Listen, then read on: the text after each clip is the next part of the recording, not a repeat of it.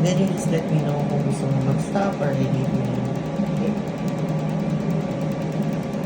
So for the underarm, avoid natin yung mga scrubbing, mga rubbing, any form of friction po can actually cause the skin to become thicker, and yun yung nagpo-cause ng darkening in some individuals. So yung iba din, pag nag-gain sila ng weight, nag-thicken din yung different areas of the body. Kaya yung thick layer ng, or darker layers ng skin nag-thicken din. And this also gives the illusion na parang nagiging darker din yung underarm.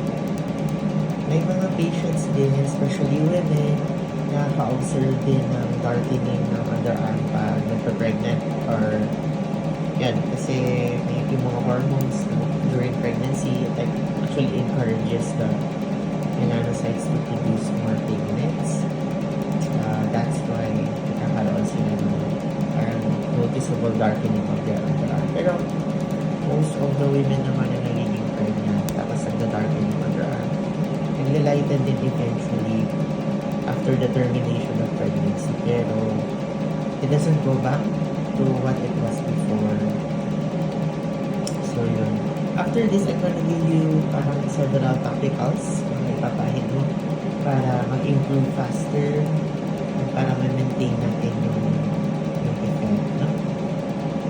So yung effect ng Pico4 laser, hindi siya permanent kasi syempre living tissue yung underarm natin pag nag-age tayo, and also pag na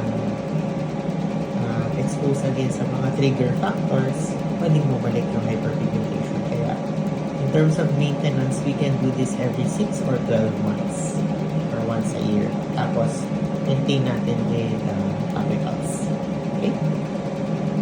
Guys, the interval should be after 4 weeks kasi pag ginawa natin siya mas earlier, yung outcome wala siyang significant difference in terms of outcome. So, sayang yung money ng patient.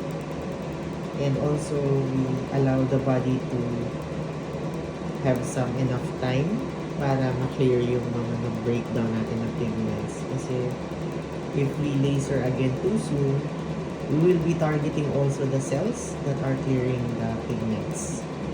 So, parang mamamatay yung mga cells na yun, and then they will release the pigments back again to the skin. So, parang nasayang yung previous procedure natin.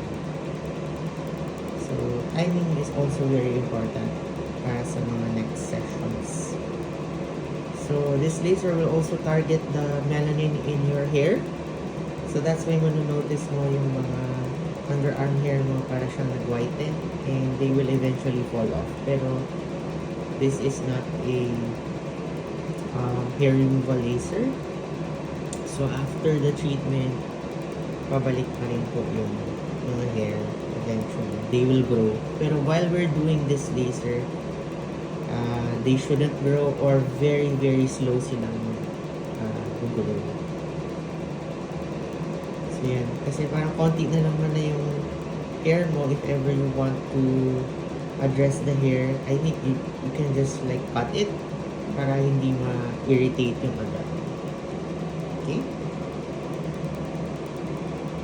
Dapat po ba nag-exfoliate? Hindi dapat din nag-exfoliate? Yeah, kasi yung underarm natin medyo sensitive talaga siya. Physical and chemical exfoliation we don't suggest for the underarm. Okay? Alright. Basta yung topicals na ibibigay ko, enough na.